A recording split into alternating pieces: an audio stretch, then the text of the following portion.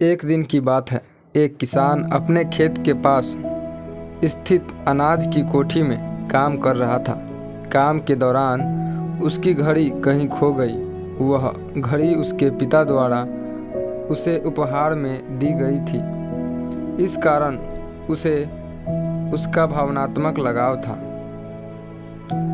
उसने वह घड़ी ढूंढने की बहुत कोशिश की।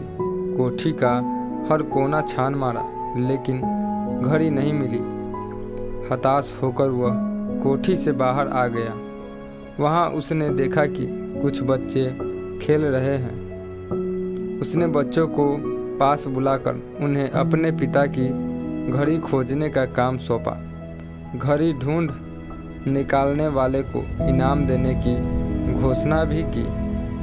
इनाम के लालच में बच्चे तुरंत मान गए।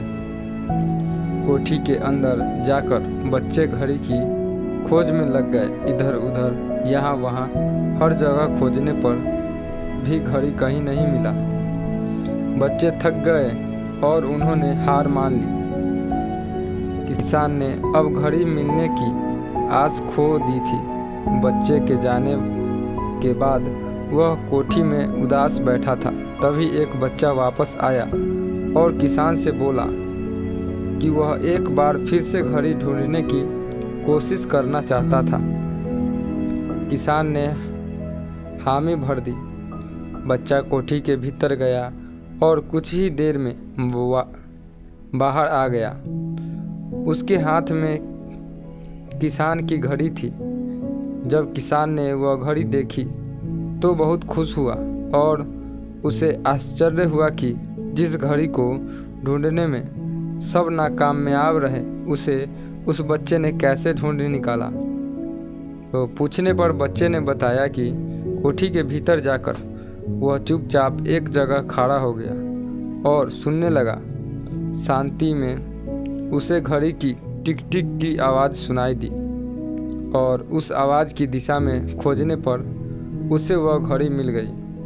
किसान ने बच्चे को शाबाशी दी और इनाम देकर विदा किया। तो दोस्तों,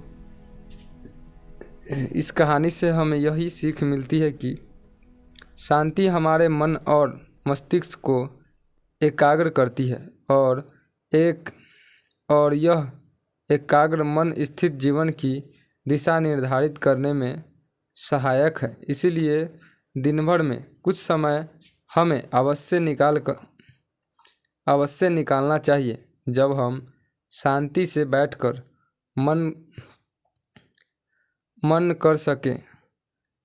अन्यथा शोरगुल भरी इस दुनिया में हम उलझकर ही रह जाएंगे।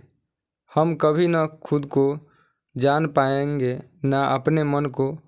बस दुनिया की भेड़ चाल में चलते जाएंगे। जब आंखें खुलेगी तो बस पछतावा होगा कि जीवन की ये दिशा हमने कैसे निर्धारित कर ली।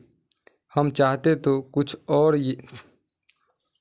और थे, जबकि वास्तव में हमने तो वही किया जो दुनिया ने कहा।